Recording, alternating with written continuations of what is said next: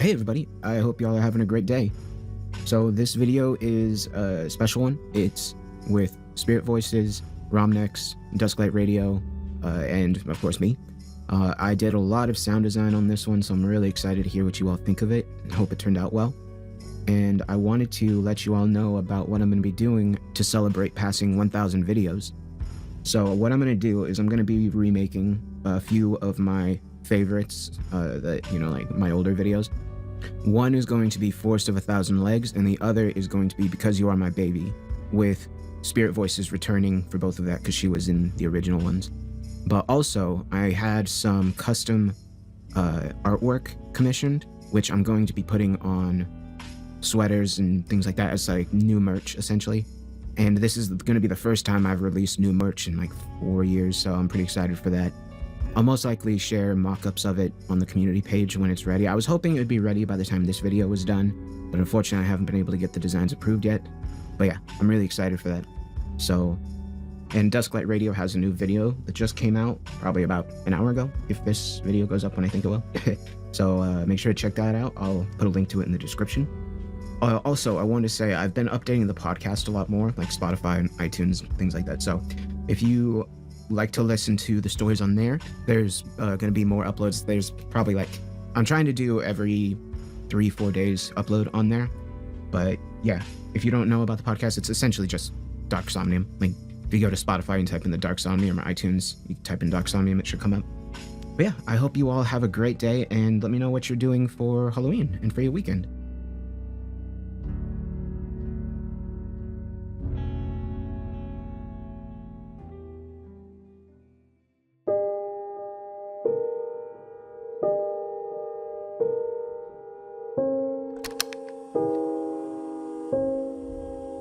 Entry, August 16th, Tuesday, 2016. M. Kellis. I'm writing this from a motel in Redstone, Colorado. I've been in the same room for the past 3 days, and have only left to get snacks and bottled water. There haven't been any warnings on the TV yet, but I'm waiting. Will there even be warnings this time? Back in Glenwood Springs, where I'm from, it started with the warning, the emergency alert system. You know the sound, the sudden silence, then the successive beeps followed by that flatline tone. When I heard the beeping and screeching, I assumed it wasn't anything to worry about, at most a weather advisory. But how do you react when this comes up?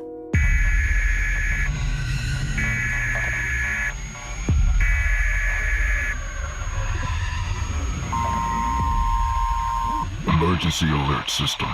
EDD authorities issued an emergency action notification. 1 mile distance from intersection I-70 and Route 82. 3 minutes preparation. Locate closest relations. Grasp hands and sit where you are. Close your eyes and do not speak. Do not speak. Do not open your eyes. Ignore all sounds. Do not react to touch. Failure to follow cautionary measures will result in detection. Warning will be lifted at the sound of 4 short beeps, followed by 1 extended. I want you to hear this before going into the rest, because if you do hear it, and I hope you never do, then know that all you can do is take care of yourself. You'll want to help your parents or siblings or partners, but you can't. Please let me share this with you, as crazy as it might sound, and it might help you. I lived with my mom in a small ranch house that sat close to the road just outside of town on Highway 6. The sun had just gone down, and the sky still had errant remnants of fading colors. The sliding door leading to the small backyard was open, and there was barely a breeze coming through. It had been a beautiful night, disturbed only by heavy and sporadic traffic. I didn't pay a lot of attention to it at the time, but it sounded like semis were making their way into town, then back out again. Mom was in the kitchen, waiting for water to boil for tea as she went through her cell phone, which was charging in a nearby outlet. Lynn, my best friend, had stepped into the bathroom, and I was relaxed on the couch, watching something. It happened right then. A sound from the distance so potent and full of force, it started as a rumble in my chest before I even heard it. The vibrations rolled through me, and before I could react, I heard a sound blasting in the distance. It was like a sub-audible rumble, followed by a muffled explosion, ending in what sounded like the last bits of water going down a recently unclogged drain. I froze and looked back at my mom. I heard it too. She was wide-eyed. The steam was just beginning to shoot from the kettle's spout. I heard the bathroom door shut, and Lynn came back, stopping at the couch. Her hand was resting on her chest. Did you hear that? Yeah, and felt it. I looked at the open sliding door. What do you think? My phone went off. My mom's phone went off. The kettle reached its piercing shriek, and she removed it from the stove. The TV went blank and began to buzz loudly. We read the message. I looked to my friend, my mom. I saw their mouths forming the words, "Grasp hands. Do not speak." The wind picked up, and night air spilled into the house. The smell was intermingled with ozone and decay. My mom went to the door and closed it. The lights went out. I saw dark shapes charging past the house out of town, with strange blue-green lights emanating from their eyes. Lynn screamed, but covered her mouth instantly. My stomach dropped 3 inches into my hips. Despite all of this, it was eerily silent outside. Aside from the wind pounding against the house, there were no screams, no frantic tires peeling down driveways. When Lynn grabbed my hand, I almost jumped. My mom sat next to me, and all 3 of us eased onto the couch in the dark. Lynn whispered into the inky black. Is this for real? It's like some bizarre test or practical joke. I felt their hands in mine, and knew that, on some level, we realized it wasn't a joke. The wind continued, but through it, I heard something else. It was the sound of a crowd talking, but it sounded like they were all speaking in whispers. I had this feeling of being far from them, but that I was drawing closer every second, because the cacophony of voices became larger, but no more intelligible.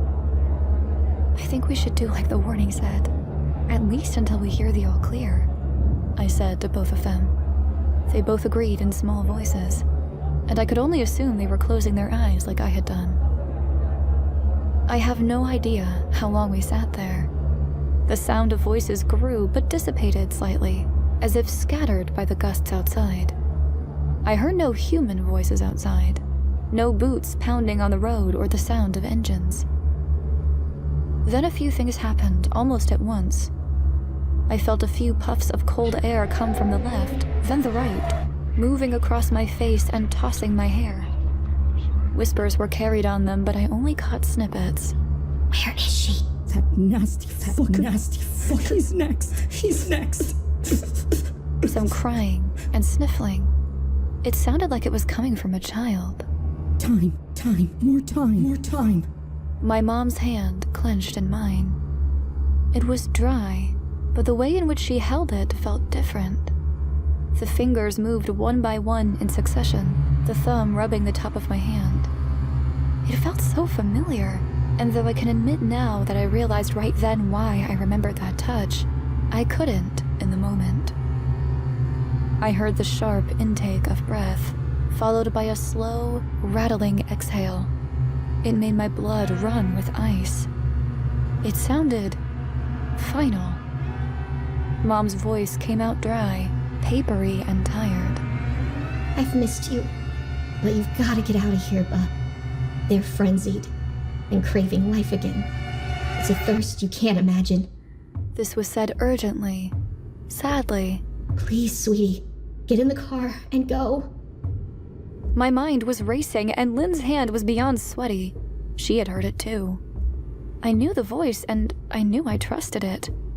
But the warning?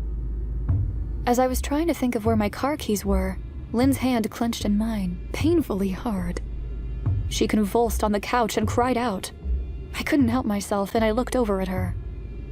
When I opened my eyes, I found her face 4 inches from mine with her eyes closed, breathing heavily through her nose. Lynn, I asked in a whisper. you nasty bitch. It should have been you. Lynn's voice was hard and cruel. She wrenched my arm towards her, and my finger slipped from my mom's hand. I won't detail the grappling fight we had, partially because the events of that night were so sudden and confusing, I hardly remember specifics. I left her writhing on the floor, yelling incoherently, and ran to the kitchen, grabbing the keys off the key rack, and I felt my way to the garage door in the darkness. The scratches she gave me hurt, but the tears had fallen from my eyes, so the already dark and confusing world I saw was at least clear, not blurry. I had no idea what the hell was happening and knew that I was in danger merely by moving, breathing heavily and loudly, and for having my eyes open. Mom's car rolled onto the street, and I went south down 6. The town was dark. The shops were all deserted. But maybe people were just sitting and holding hands, eyes closed, waiting. I saw a few people walking slowly in the streets. A few were running, taking clunky, uncoordinated steps. They looked confused, and some looked angry. As I approached the edges of town, I saw a blockade with a small opening in the middle of the road. Men and women in black uniforms and glowing blue-green eyes watched me as I approached. They began to converge on the gap, with strange, brass-looking tools in their hands. I began crying as I sped up and surged through them. A few screamed as I almost clipped them with my car. They watched me leave with their strange eyes. What good is a blockade if they let people through? Did I do something, or not do something, that put them at ease as I drove? Were there others, and where did they go? Why were their eyes glowing? I couldn't shake that they felt like military. But most important of all, what the hell had I experienced? The speed with which these events took place left me dizzy, and it took some time for my mind to settle. So I've been sitting in this motel room now, wondering all of this, and I think I'm starting to put it together. The first piece that came to me was the acceptance that the voice I heard and the touch I felt were my father's.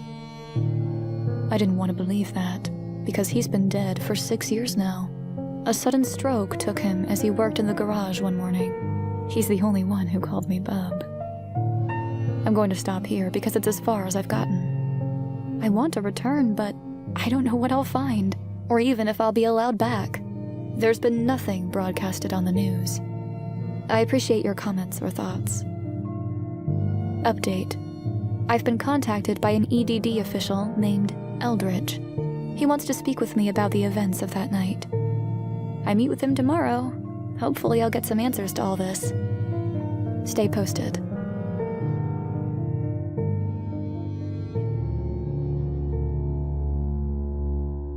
I appreciate all of your responses. I was told by Eldridge that my mom didn't make it through the event. He said, the town is lost. He didn't elaborate. I want to believe she's alive, that Lynn's alive too. But after what he told me, I don't know what to think. But if I'm being honest with you, I think I know the truth of it. I'm reeling from this news in the worst way. But this forum and writing everything down seems to calm my mind enough for me to have some feelings of normalcy, so here I am. I appreciate all your thoughts and kind words. One user asked why I just left my mom there, taking the only car we had. I would like to say I knew right then that she was gone, but that would be a lie. I was scared. Scared of the rattling breath she took, the words my father spoke, the sudden change in Lynn. It was all too much, so I ran. I'm not proud of that, but there it is. Entry. August 18th, Thursday, 2016. M. Callis. I did as some suggested and met Eldridge in a public place. He was almost aggressively ordinary in appearance, somewhere between 35 and 45. His eyes and his demeanor conveyed a kind but sterile personality. Below is what he told me. He gave me clearance to write this down and pass it on. He said he wants to get this out into the open, even if it is in the smallest of ways, on one random subreddit out of 1,000. Higher-ups aren't reacting how they should be to this, so maybe this will subvert their orders to remain tight-lipped. His words. We met at a local coffee shop. Amidst the normal sounds and the conversation, we took a seat in the back. I stirred my black coffee as he talked. The EDD referred to in the emergency message is called the Extraliminal Defense Department. It was started in the late 1930s, when rumors of Nazi experiments into the paranormal began circulating. Although it was said to have stopped in the early 40s after the Philadelphia experiment, Google it, I had to, operations continued. He was brief with me on details, and he glazed over a lot. But the turning point for the EDD was when a breakthrough was made in relation to the afterlife, or, more accurately, a liminal phase, as they call it. Don't ask, because I don't know how, and he didn't say. But they determined that to some extent, humans can exist beyond death. It's not life after death. He was adamant about that. They found that there is a plane of existence, or a way of being after death. It has something to do with emotions. Eldritch explained it like this. Individuals create patterns in their brains throughout life relating to events, situations, or circumstances, and these are linked, inextricably, to emotions. These create what you can think of as ruts in the road or a well-worn path related to a thought pattern. People carve these ruts deep as time passes. In many cases, the patterns are negative in nature, though in some cases they're positive. In general, though, it's negative thinking patterns. Individuals that pass on with deep ruts associated with one emotion, or a few, often feel these emotions more strongly than others. These emotions are somehow the catalyst for perpetuation beyond the physical existence. There's a desire to keep those ruts deep and fresh. I thought of old ghost stories where people die angry or in deep sorrow, and their spirits linger forever. I told him this, and he said it's very much along those lines, although much more complex and less Stephen King. It's an inability to let go in some ways. We can't explain it too in depth, but the science that's been worked out is beyond me, and definitely beyond you. He explained, with no condescension in his voice. Cut to 1995. Facilities have been built across the United States, 5 of them. Colorado, South Texas, West Virginia, Maine, and Arizona. These facilities contain the culmination of the R&D done for the EDD, both privately and government-funded. Each facility has its own liminal gateway equipment, designed to generate a space to bring these manifestations, read ghost, into being. They're called shadows to those in the know, apparently. The catch is that enormous amounts of energy need to be fed into the shadows to make them corporeal. This tends to result in a gross amplification of the shadow's personality and their emotional state. All 5 facilities operate simultaneously or not at all. Despite their geographic distance, they share some sort of ley lines that power the devices with enough energy to complete the shadow infusion process, read bringing a ghost into physical existence. All are set to operate by specific key players in the EDD. The problem is that if less than 5 are used at once, more power is fed into the active devices by default of the ley lines, which can have potentially devastating consequences. Colorado's site was the only one running the night of August 16th. The fucked up thing? Pardon me. No, you're right. It's all fucked. He smiled. Yes, well, the problem we didn't foresee was the ability of a shadow to escape the liminal containment field. I was lost with this comment, but he muttered something about the infusion plates operating at unregulated rates, and a crack in the containment lid. In 2013, he explained, A manifestation escaped and entered into a research scientist's body. The woman in question immediately became violent, her behavior erratic. She injured a few others on the floor before being subdued, and the machine's sequence shut down across the country. Her original personality never returned, and for the past 3 years she's been held in a secure EDD facility. The behavior ebbs and flows, but she won't answer to her name anymore, and has accurately provided details into a life she should know nothing about. This has since been dubbed supplantation or subplanting. It's as scary as it sounds, not necessarily a body snatcher, but a body switcher, with the caveat that the person whose body it is has nowhere to go after being supplanted, so they push you out of your body and take over. EDD scientists don't know where you go or what happens to you after being supplanted. So far, there have been 11 supplantation incidents across EDD facilities. And these people are not themselves anymore?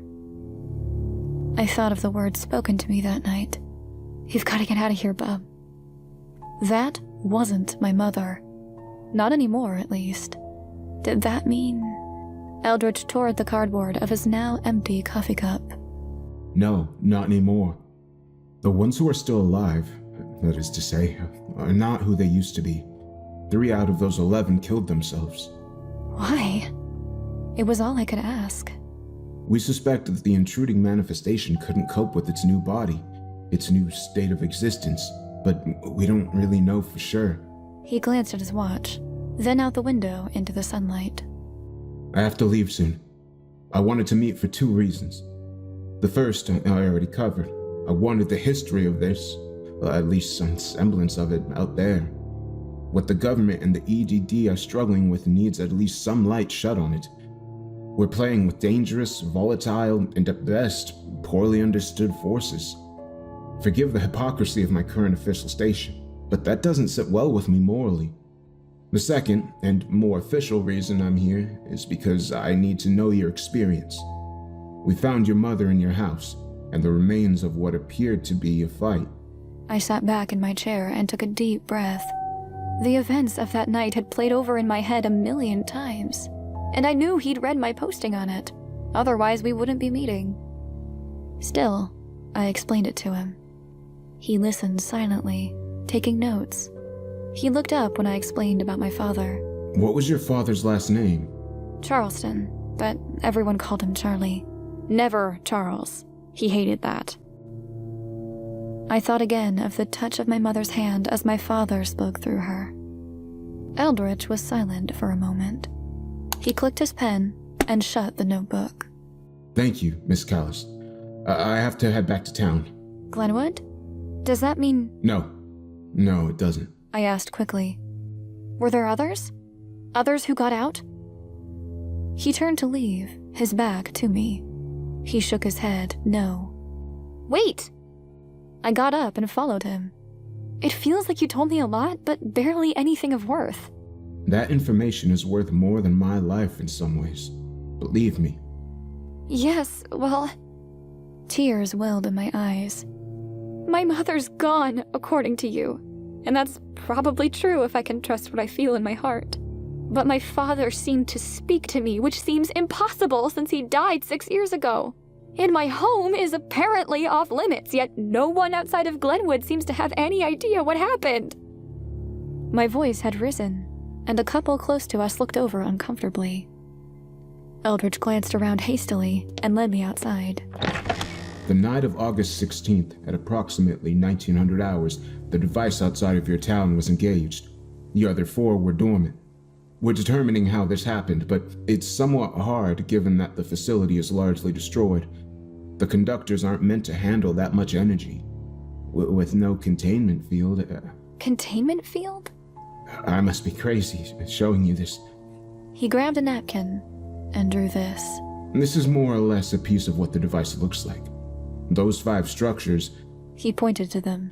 ...are melted beyond recognition. We don't know how it was turned on, but this now puts the other 4 at risk. So, this device is activated. It goes nuclear, essentially, opens a door for the Manifestations. Plural. manifestations to come through, and then... And then the door was shut.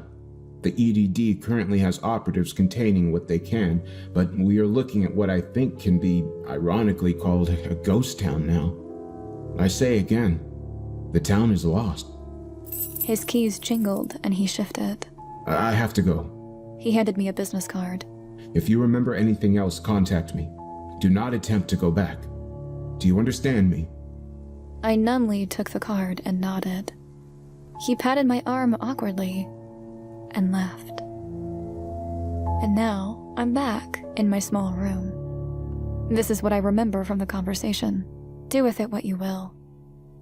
I want to mourn my mother, but there's a bizarre sense of hope with the knowledge that my father is somehow still around. It's masking those sorrowful feelings, for now at least. I'm going to go back. I can walk and camp my way there. I have to begin tonight. The last 4 days have culminated in nothing but empty takeout containers and confusion. There has to be something I can do. Some way I can see my parents again. I will keep you all updated as best I can in the next few days. Thank you for your support and thoughts. Entry: August 20th, Saturday, 2016. M. Callis. The grief was nearer than I thought. I posted the last update and everything swept over me. It's hard to convey, but the sheer terror of knowing that this has happened paired with the apparent death of my mother overwhelmed me. The thought of going back to Glenwood was exciting, but that feeling disappeared quickly. I wanted to get out of Redstone. I needed to fill the space in my head with something other than worry and grief. I roughly, very roughly, pushed this down and covered it until it was a dull throb in the background of my mind. By Friday, I was in motion. I thankfully had my mom's credit cards as she had left her purse in the car, so I bought a single tent, backpack, change of clothes, a battery source for my laptop, and some other supplies. I finished prepping around 3 p.m. At 3:10, the power went out in Redstone. I checked outside my motel room door and saw quizzical faces appearing in the windows. Small clusters of people gathered outside. There was a sense of general confusion and annoyance. Returning to my room, I took a shower quickly to savor what I could of the hot water, and eventually left town on foot around 4 p.m. The power outage was bizarre and ominous, and I half expected to have my phone go off with that terrible emergency message, but nothing happened. The answer would be in Glenwood. It took me about 10.5 hours to get there with some small breaks in between. Along the way, I saw roadblocks with heavy traffic being directed through detours.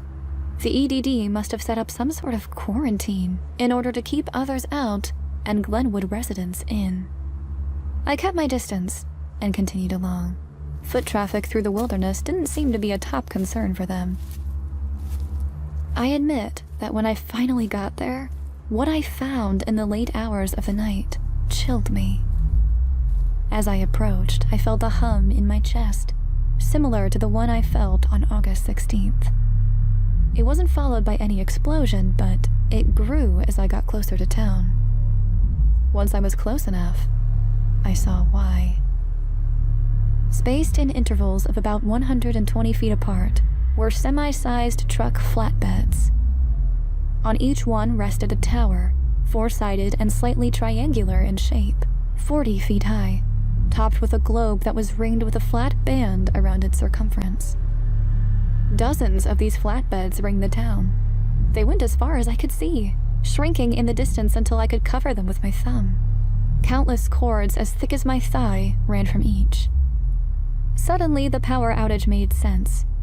This much energy had to come from somewhere. Did the EDD release some false statement blaming a mechanical failure at the power plant? The humming was emanating from them, and a fine haze, not unlike heat rising from a hot road, hung in the space between each tower. I couldn't help but gasp, "It's a goddamn containment field." The implications of this were frightening. In the distance, I could hear yelling, laughter, crying. It all sounded off. The laughter slightly too hysterical, the yelling persistently furious and full of red anger, the crying of a mourner at the edge of a freshly dug grave. It was overwhelming. I suddenly didn't want to try to get in. The events of the past few days were so fresh, the pain so new. I wasn't sure I had the strength. So I sat down and unpacked to busy my hands. With my tent set up, I went inside and zipped the flap shut. The humming in my chest remained. I set an alarm on my watch and dozed for a while. I slept fitfully, and when the alarm went off at 3 a.m., I was happy to be awake. Eating a granola bar, I contemplated turning around, but what was there to go back to? Grabbing my backpack, I zipped my tent shut behind me and took off. I could see personnel carrying those strange devices in the distance, blue-green eyes alight. As I walked, I thought over what Eldridge told me. My eyes had been closed when both my mom and Lynn were supplanted. The shadows felt like gusts of cold air, and I could still hear them. But could I have seen them? Maybe the strange eyes were some sort of defense against supplantation. Ocular implants, though? Were these people keeping watch even human? These questions whirled like a dry wind in my mind, and before I knew it, I was within town limits. It was dark, so I wasn't terribly worried about being seen, but I crouched anyway. I made my way up to the west side of the Roaring Fork River, and I would have to cross before it connected to the Colorado. The sentries, I guess I can call them that now, were weaving in and out of the tower-generated haze, untouched as they patrolled. I reasoned that I should be all right too. There wasn't much activity, but the horrible noises continued, growing louder as I approached. I would have to go through some residential and shopping areas to get to the heart of the town, and the thought scared me. I didn't have a weapon, and I didn't even know what kind I would need. Obviously, you're reading this, so I'm currently safe for the most part. But at the time, my mind was moving from one awful scenario to the next. I never mentioned details of my fight with Lynn, and I don't intend to, with the exception that she fought with a strength I didn't know she had. I was terrified to encounter that, not only for the potential of an altercation, but it would also alert people to my presence. Moving softly, I crept around the edge of a flatbed. I looked up, and the enormity of the device struck me. It was tall and alien. I skirted around the right side of it and saw the retreating back of a guard moving away to my left. I took off running and stopped under the awning of a small hardware shop. Passing through the haze and hum, I realized that I felt nothing. No resistance or pushback. Even stranger was the fact that once I passed through, the humming in my chest stopped. I kept close to the wall and rounded the corner. I was going to have to cross the Colorado and head way west to get to my house. It would take a while, but the shadows would help. The sounds continued in the background, but as I moved through the streets, I heard something else. A low, muffled moaning slid down the empty streets. I heard it coming from two different ends of the road I was on. I tried to ignore it, but I heard it again as I advanced.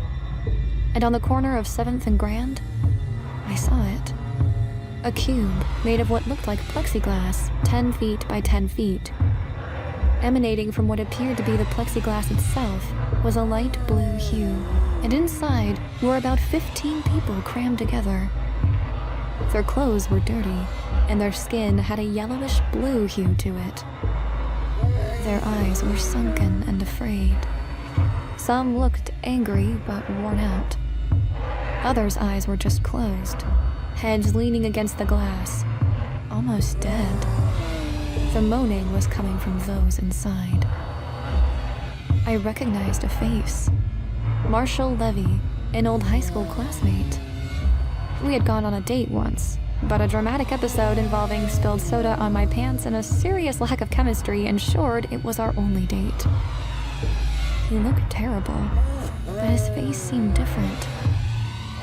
There was something in the way his lip was pulled up into a leer. There was dried spit and mucus around his mouth, caked and cracked. His eyes found mine, but there was no recognition there. I realized I was just a few feet from the glass now. Looking down at the road behind me, a loud thud made me jump. Marshall had pushed others aside and slammed himself against the wall. He was yelling inarticulately, scratching at the glass. My heart instantly began pounding, and I stood frozen, watching him in his frenzy. Voices, human voices, echoed in the distance, and I heard footsteps. Sparing a glance at Marshall, I ran across the street to the footbridge and sprinted away, hard. By the time I reached the end, I had slowed to an out-of-breath walk. I had to follow 6 until I hit the outer edge of town to find my house, but I needed a break. From my position slightly above the main road, I could now see the dull glow of blue spotted sporadically along the east, west, and south of town. There were dozens of them. The people in those cubes, they were residents. All of them were residents. All of them looked gaunt and exhausted. Were they all supplanted? I couldn't even fathom a situation where literally no one had escaped. But then I remembered Elridge and the small but firm shake of his head when I asked if others had gotten away. No. If that was the case, then it would mean that the EDD was rounding up these people, many of whom had probably been supplanted, but others who may just be terrified and in hiding. It was sick, but Eldridge hadn't given any indication that a method was known to unsupplant. Is that even a word? Someone. Assuming the intruding manifestation could be pushed out, would the body die? Were all of these people simply lost causes? It was cruel and cold. Then a sudden thought struck me. My mom. Was her body dying in a cube somewhere? My father trapped inside? I connected with the main road and followed it to the street that crawled along the foothills of the mountains. Along the way, I saw more personnel in black, but also other individuals in gray and red uniforms, carrying firearms, eyes glowing. At the time, I didn't know what to make of that, so I ignored them. I followed the road slowly, and it took me until 4:30 to get to my house. Cubes studded the road as I went. The faces I saw were dead-looking in appearance, but filled with raw emotion. Some showed nothing at all. I wondered if some of the bodies simply died after being supplanted, or if suicides were simply thrown in with the rest while the situation was taken under control. My house was as I left it, except the front door was wide open. The garage stood open and empty, the blackness within uninviting. I heard scuffling feet in the distance and inched closer to the house. Despite the effort of getting here, I was afraid to approach my home now.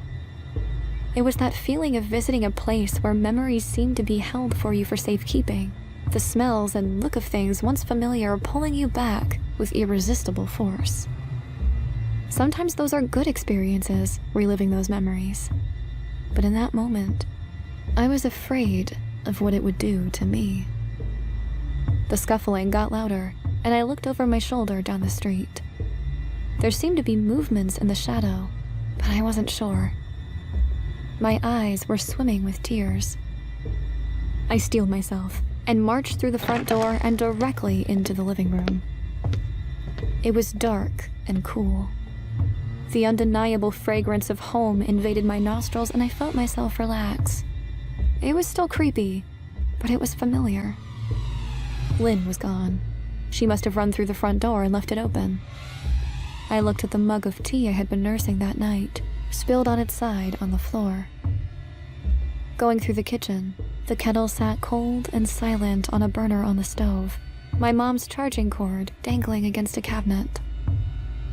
Standing there, with my hand resting on the counter, I heard a gravelly intake of breath somewhere in the house. I froze and felt icy fear ripple down my arms and into my stomach. I quietly crept to a drawer in the kitchen and took out the large mag light my dad bought years ago. Testing that it still worked, I snapped it off again and moved into the back of the house.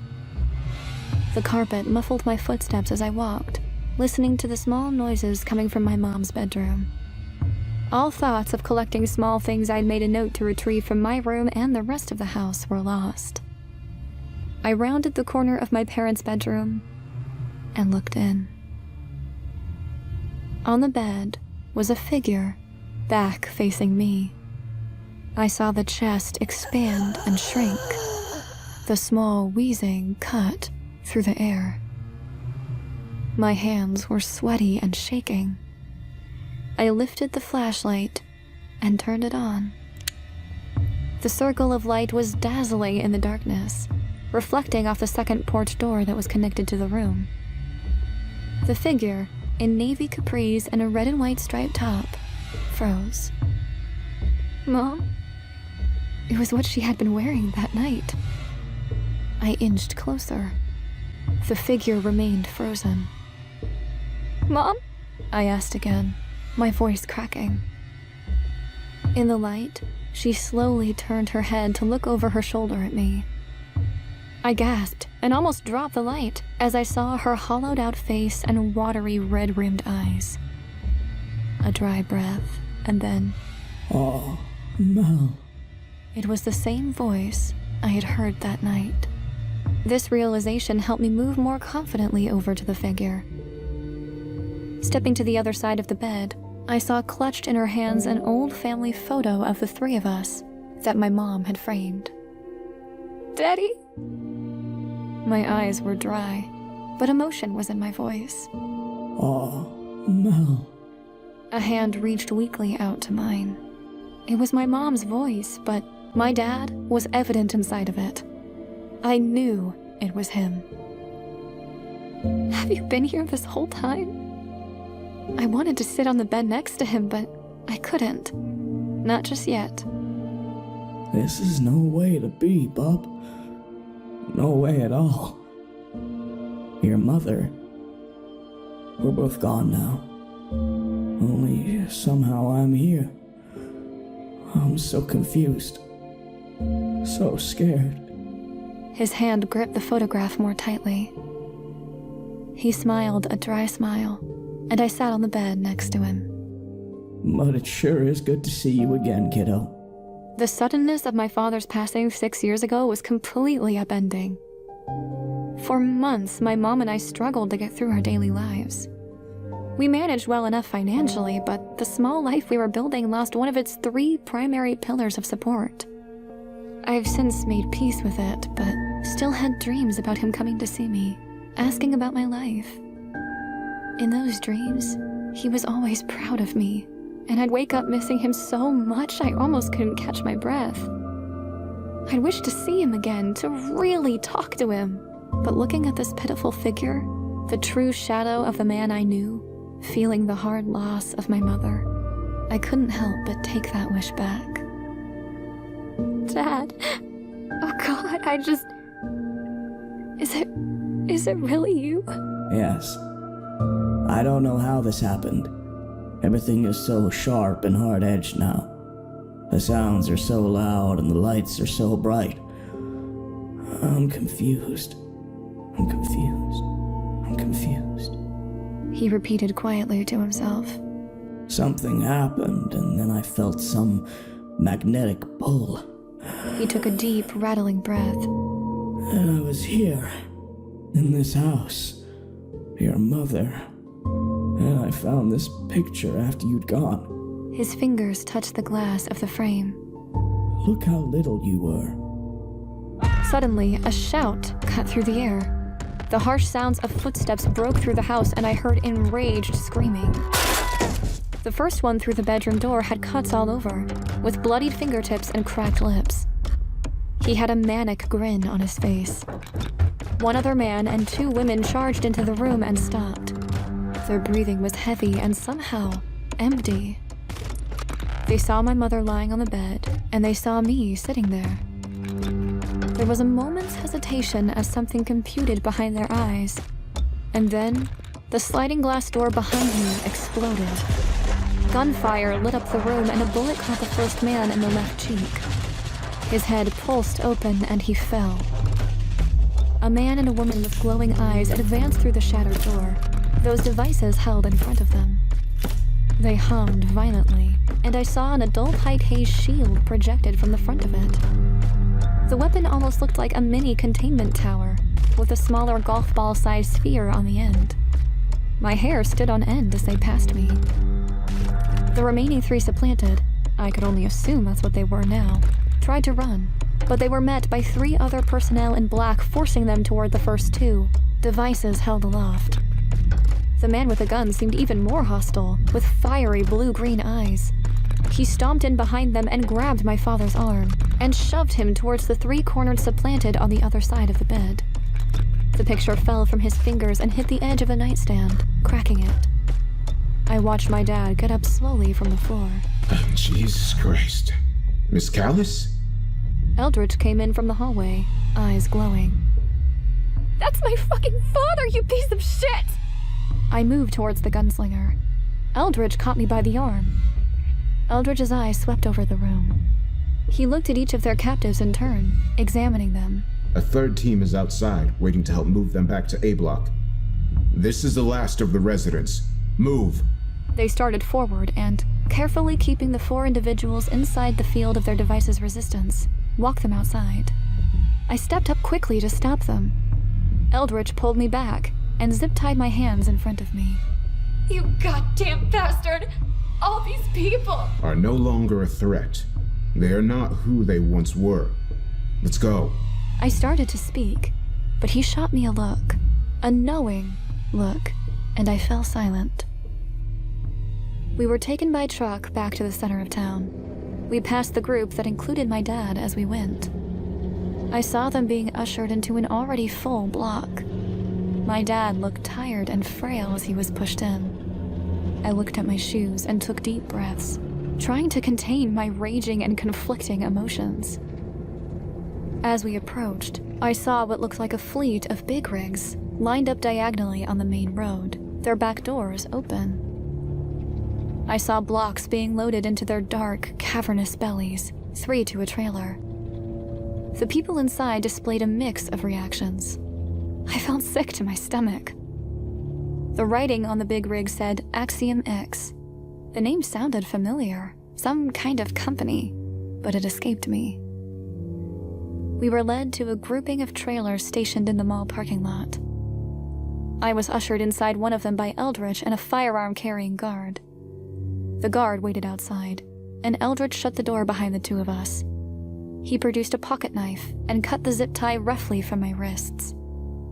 I saw, sitting on the seats of the trailer's kitchen table, my backpack and the remains of my tent. My laptop sat closed on the table. Eldridge looked at me. He looked tired, and the bags under his eyes were pronounced. You will be taken into custody and moved to a secure facility. You will be given limited access to your cell phone and other devices to maintain the illusion of regularity in your daily life to your friends and relatives. Your computer has yet to be confiscated and replaced with an Axiom X approved device. I suggest you use this time wisely. That knowing look again. Why are you doing this? I didn't know what this was in particular. The rounding up of citizens, the leniency towards me. He was about to speak, but a squawked voice came through his radio. "Block loading at 75%. Eldridge, we need you down on 8th and Grand." He looked at me. Right. And he left. I'm sitting here exhausted, and we're supposedly leaving soon. These are my experiences so far. I don't know when I'll be able to write again, if I'll have access. I don't even know if they want me alive. This all feels so complex and steeped in years of hidden history. It feels insurmountable. But if you're here, my voice and I will keep it strong and loud for as long as I can. I can't be the only one to bear witness. I hope to update you all soon.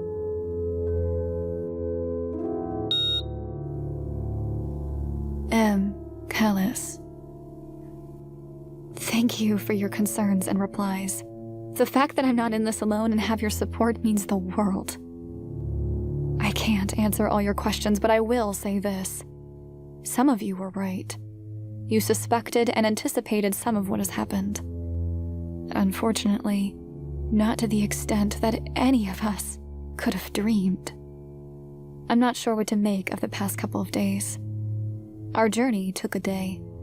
I wasn't allowed outside throughout the trip, so I never really got my bearings. When we reached our destination, though, I finally understood where we were. The desert, dry heat, and oppressive air. It had to be Arizona, the closest site to the one in Colorado. As I was led outside with Eldridge by guards in gray and red, I saw the large semis being unloaded across the tarmac in the distance. The facility the blocks were being moved into was enormous, but bland. It looked like those buildings you see every other semi-docked where they drop off and receive cargo. I saw noticeably less movement in the blocks as they were transported inside. The compound the facility was on was enormous. The walk to where they held me was somewhat long, so I tried to take in as much as I could. To the west were two large buildings that appeared to be built for holding cargo. This included the one where the blocks were being stored. To the east was an industrial park, parking lots, 3-story buildings, medians with cacti and red stone. It looked remarkably ordinary. Cars littered the lots. I saw the logo for Axiom X on the walls of these buildings. To the north was desert, bleak and empty. The south was the same, except for the black vein of road cutting through it.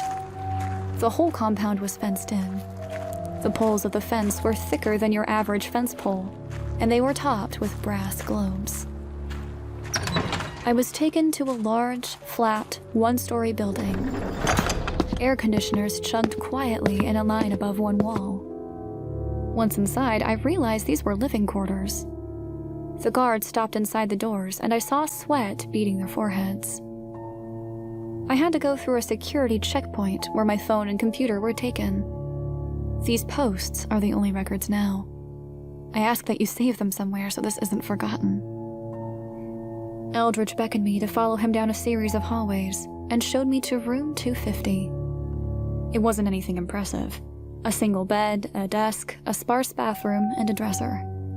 No TV, but there was a stiff and scratchy armchair in the corner if I had the urge to sit back and read for a while. Could you explain to me what's going on? I dropped my bags and sat on the bed. I felt sticky with the sheen of sweat covering my skin. I hadn't changed my clothes since Friday. Eldridge made sure the door was closed and turned to me. You technically broke into a government quarantine and interacted closely with individuals inside that quarantine. This, He gestured to the room, is more than others would have gotten. I tried to contain my scoff. Is this because I made it out that night untouched? Is that what this is? Because if it is, you know why. My dad warned me in time somehow. There is nothing special about me, other than I was lucky enough to get to a car in time. I realize that, but there are others that see potential in you. Back in the early 90s, there was a lack of congressional funding to the EDD, which resulted in a substantial amount of contractual work with Axiom. The technological advances Axiom made were leaps and bounds beyond what the government scientists were producing. The committees involved in the EDD were happy to hear this. Over time, more control was given to the company, and by 1999, all 5 facilities were running with Axiom-created equipment and staffed largely by Axiom scientists and staff. Congress and the governmental side of the EDD still had a hand in things, but Axiom-backed congressmen and women have slowly begun to become more prominent on those committees. The operation of the EDD has slowly come more into the control of Axiom. The government is still extremely tight-lipped about everything, but I haven't heard of anyone's hackles rising because of this shift in the power dynamic. He paused for a minute. Maybe it was decided by the powers that be that this is just too much of a liability for the government to handle, or that it's not worth the time or money any longer. What I'm trying to tell you is that you're of great interest to Axiom right now. Regardless of what I report to them or the government, what happens next is largely out of my hands. I felt hot, waxy fear drip down my back. I couldn't stop it from happening. A wash of self-pity came over me. I wondered how the hell this had all happened. I'd lost so much in such a short amount of time. It would be hard to describe, but I imagine it's similar to what people might feel when a natural disaster strikes. You lose your home, sometimes your family, your pets, your assets, everything. You're left with what you had on your back. Life experiences and intelligence may count for something, but the sheer emptiness of the loss of your physical life is beyond my ability to describe. Sitting in that dingy, motel-like room drove it all home clearly to me. I had no home, and I felt as if I wasn't even regarded as a person any longer, but more a pawn in the overall scheme of things. As if I had some special ability, some special immunity that they could tease out of me. I know the trope of the sinister corporation is tired, although not unwarranted in many cases. But what Aldrich described to me about the shift in control over the EDD really upset me. So, I'm to sit here and what? Wait on them? Until they're ready with whatever they have to test me or something? Look, I didn't choose any of this. I was lucky enough that my father somehow came to me. And now here I am, days later, waiting on the whims of people who know nothing about me except the truths I've told you. Yet they still don't want to believe what I said. God, I can't stay here. You can't leave. He stood up straight. You can't leave the compound. They won't let you. Even if you did leave, the fence I saw you eyeing means protection. Being outside of it is dangerous. His phone buzzed. I have to go. You'll be issued a laptop soon. I think you'll find a notebook and pen in your bag, though. Don't stop recording and don't stop writing. He pulled a small bag from his back pocket. It was black nylon and pill-shaped, roughly the size of his palm. Eldridge placed it on the bureau. Your access card is in the outside pouch. 2 of the scientists, Parson and Chambry, have asked that you report to Facility 1 at 9:30 tomorrow morning. I advise you make it a priority to get there. He unzipped the pouch and produced a contact lens case. Before you go, put these on your eyes. Axiom developed them. They allow you to see the manifestations. They react with the heat in your eyes and bend the light to such an extent that you can see where manifestations are at any given time. Don't keep them in too long, though. 2 hours max is pushing it. For what it's worth, I'm sorry you're here. I never expected this turn of events. Though, maybe I did on some level. I could have kept you out of Glenwood when we saw you approaching. This story's just too important. Then why not do it yourself? You're using me to get this bullshit out into the open. I have trouble swallowing your supposed altruism when I'm the one living this and telling others about it. Eldridge's face grew red at that. I have to live with myself in my past. Bigger things are in motion, and at this point, my credibility is compromised by association with all of this. Your voice is pure and untouched, so yes, I am using it. I'm not going to ask you to overlook that. Be disgusted with me. I'd welcome it. I'd be shocked if you weren't. Once you get in there, He pointed over in the direction of the facility buildings. you'll see the extent of things. He turned and left abruptly. I didn't look at the contacts or the access card. I laid on the bed and looked at the ceiling. My body and my mind were tired. I wanted to shower, but felt too exhausted to move. After a few minutes, I fell asleep. In my dream, I was laying in the bed just as I was when I drifted off to sleep. The lights were off, and the silence was so complete my ears felt like they were ringing. There was weight on the bed, other than my own. To the right, facing the wall, was a dark figure with its back towards me. It was still, but in the same position my dad was when I found him in the bedroom in Glenwood. I didn't move, and I barely breathed. The figure started to slowly roll towards the tight space in between the bed and the wall. I knew a full rotation would reveal its face, and although I wanted to shut my eyes, I couldn't. And then it fell suddenly into that tight space. I didn't see its face. My dream self had no reaction, but then I saw two long-fingered hands, smoky and black, grip the edge of the bed and begin to pull it towards the ground. My side of the bed tilted up as the hands pulled down. A head began to rise above the edge of the comforter. It was shorter than a human head and charcoal gray. It had only a mouth that was open impossibly wide.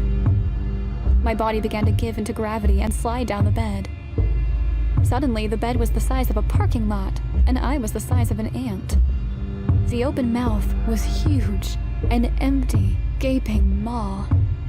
I fell towards that mouth, and as my body rolled over the hot, steaming gums, I jerked violently in my sleep. I woke up suddenly and in a panic. Crawling off the bed frantically, I backed up against the window.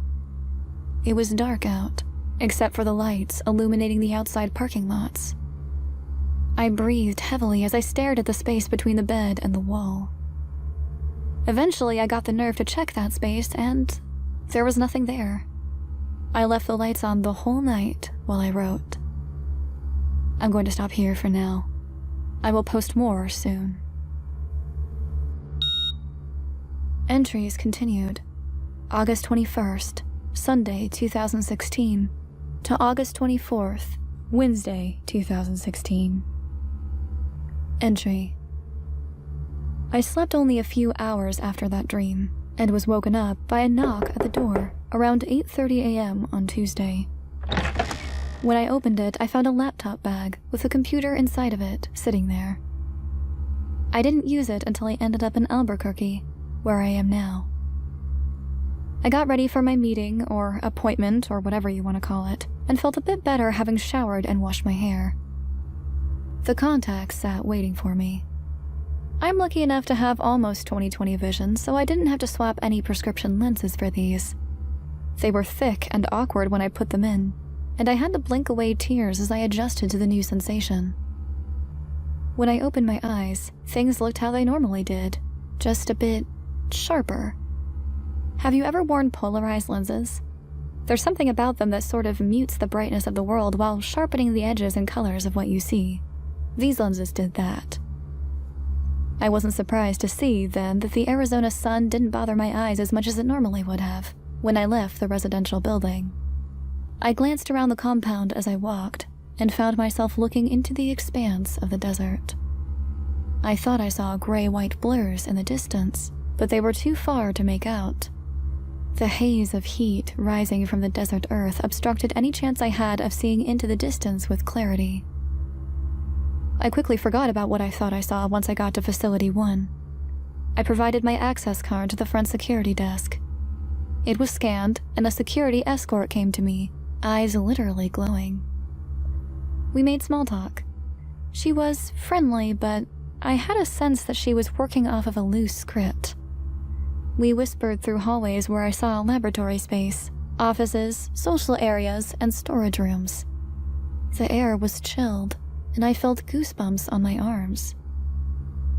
The route through the building was winding, and it felt as though she was told to take the long way round to get to Parsons and Chambry. We entered a side set of stairs and climbed past the second floor and exited on the third. Pushing through a door at the end of the hallway, we walked out onto a dangling metal bridge.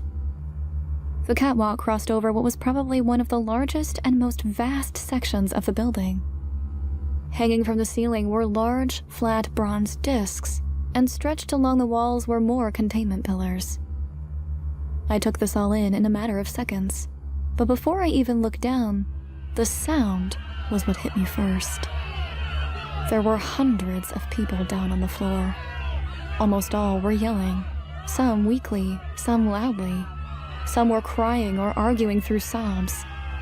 These interactions were sometimes occurring with a partner, sometimes alone.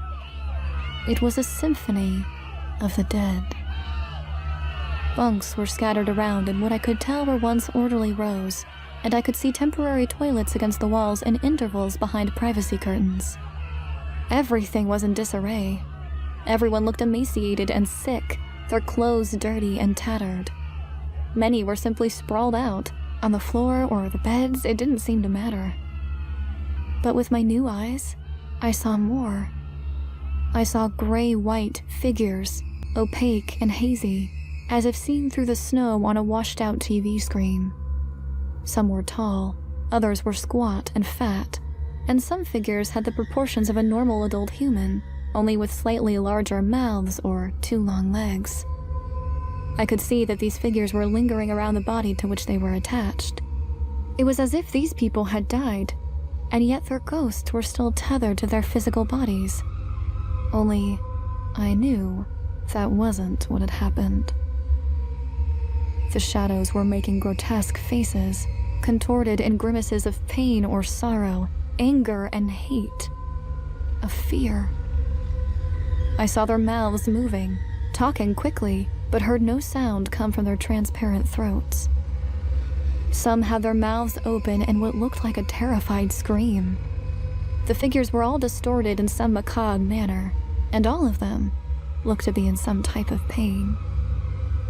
Somewhere, in the rational part of my brain, I wondered if they had always looked like this, or if they had been twisted over time.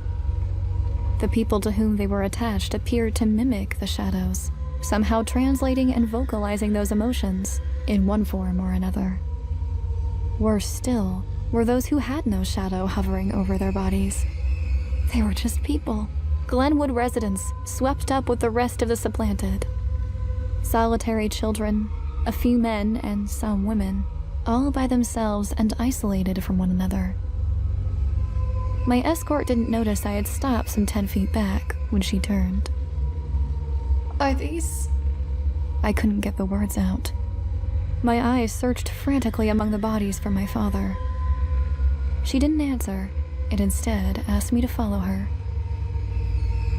When we got to Dr. Parsons' sparse office space, I realized I had no recollection of the rest of our short journey beyond that catwalk. My mind was racing. Dr. Parsons and Dr. Chambry both looked like normal people. They could have been the parents of friends of mine. They wore lanyards around their necks with access cards attached, and contacts in their eyes. I sat down. They introduced themselves, Dr. Jerry Parsons and Dr. Janice Chambry, and offered me something to drink. I declined. Then they began to run through a history of the EDD. You know most of it. I do too. Not worth repeating. Dr. Chambry shifted subjects. You must be wondering about what you saw the other night. And probably about what you saw before coming here to this office. My hands were shaking with anger and fright. Axiom has begun experimentation and testing on the supplantation process, more accurately on how to deliberately supplant someone and how to then, forgive the term, exercise that manifestation, returning the individual to their original state. They explained further that tests over the past 2 years were unsuccessful. Those individuals were lost causes, my phrase. Who knows what was done with them? The events in Glenwood were indeed unfortunate, they said, but not without their silver lining. We were lucky enough to save these individuals, the ones you saw a little earlier. We brought them here, and what we hope to achieve is to reverse the supplantation process. I finally got to speak. And you're doing this to rescue those lost during the events, to bring them back. It was hard to keep the disbelief from my voice. Well, yes. But as a part of our ongoing research endeavors, if we can reverse this process, then we're one step closer to actively supplanting someone safely with the manifestation of our choosing. Then remove them with no harm done to the host. Host? I sat back and felt the loose threads of what they were getting at, trying to connect. You want to actively supplant a person, then push that shadow back out and replace it with the original person. Am I getting that right? Yes. To what end? I mean, you've seen what happens, the types of manifestations that come back, the type of people they become. Chambry sat silently for a minute. Parsons looked at her. In your statement, you mentioned that your father came to you. She said, slowly, carefully. Further, you came into contact with him again later the next day. I hope I'm not being insensitive, but what was that experience like for you? I opened and closed my mouth. The threads were alive with electricity, but I answered. It was painful and sad. I've missed him, of course I have, but it felt all wrong. It was him, but not him. They seemed to ignore that sentiment. That is the end we hope to achieve, Miss Callis. Imagine being able to speak with your loved ones from years past. What you would say, what they would say. His eyes glittered. You, Miss Callis, are the control of this experiment. Those individuals you saw, the ones from Glenwood, provide the best chance we have at unraveling this mystery. You will act as a counterbalance of sorts throughout the process. The threads connected with a jolt. I couldn't believe the errant and utter disregard for those people. No more than I could believe how I was to be the control in their experiment. We are on the verge of a scientific breakthrough so monumental it defies full comprehension. The existential implications alone are staggering. We are close, Miss Callis. So very close. Parsons stood. Come with us. I stayed sitting. The escort came from the hallway outside and pulled me up by my arm. Chambry and Parsons had apparently lost patience with my incredulity and half-hearted defiance to their work. I shook my arm roughly from her grip. Despite what you may think or have been told, you are not a visitor here. We're scheduled to perform a test in 15 minutes. You will come and watch, Chambry said, looking into my face.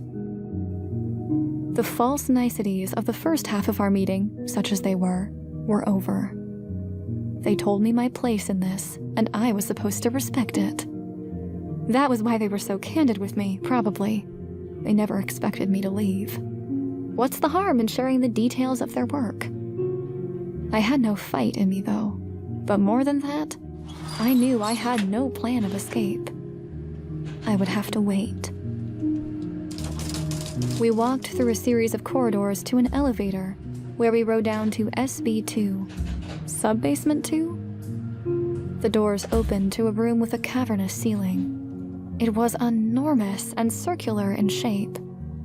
On the far side was a real-life version of the hastily drawn sketch Eldritch had given me. The pillars stood tall, firm, and imposing, and one of those bronze discs hung over them, covering the full circumference of the circle the pillars formed. On the floor were 5 smooth, pie-slice-shaped stones, making a circle. Set into each was a smooth crystal about 20 inches across. Sitting in the center was a man in a ruffled suit, tired and haggard. His eyes were wild, looking at the apparatus around him and the individuals outside of it. My contact showed me the shadow of an old woman, hunched over the man's body. She was spinning on the spot, taking in her surroundings. She looked afraid and was crying silent tears. I knew that Parsons and Chambry could see her too. We all could. Walking to a control panel set up on a platform some 40 feet away from the pillars, Chambry said, "We have tests scheduled every hour and a half across all of our facilities. Of course, they're all working on separate pieces of this research, although none are as interesting as ours." She smiled at me. I stood on the platform as the lights were dimmed and the pillars were powered up. Other control stations were set up around the room, and operators with headsets were confirming the sequence of activation to one another. I watched as the humming became stronger, and a light on each control station turned green, which presumably gave others the go-ahead to begin their part of the sequence. When all ancillary stations were green, the operators of the one I was on punched buttons and pulled levers. The humming was oppressive. Between the pillars, the heat haze that I saw in Glenwood rose up, only this time I saw starlight dance along the haze. The smell of ozone permeated the air, and I watched as the operators worked. Dozens of pairs of glowing eyes were watching the spectacle between the pillars. The hum was audible and pressed in on my eardrums. Inside the circle, I saw the 5 smooth crystals begin to glow. The man in the center cried out. The old woman began sobbing. The haze was so thick now it looked as though they were underwater. She tried to clutch at the man, but her hands found no purchase. He was on all fours, breathing heavily, but I saw him trembling. He looked up at the platform, and I saw blood coming from his nostrils and his left ear. His eyes were red, and the veins in his neck stood out. The old woman started to dissolve. I could see the frantic look on her face as she began to fade. The man rose up on his knees, arms wrapped around his stomach. He looked as though he was going to be sick. Then, suddenly, the right side of his chest crushed in with a sickening squelch. The top left side of his head collapsed into his skull after that. He coughed one smattering of blood onto the stone and fell forward.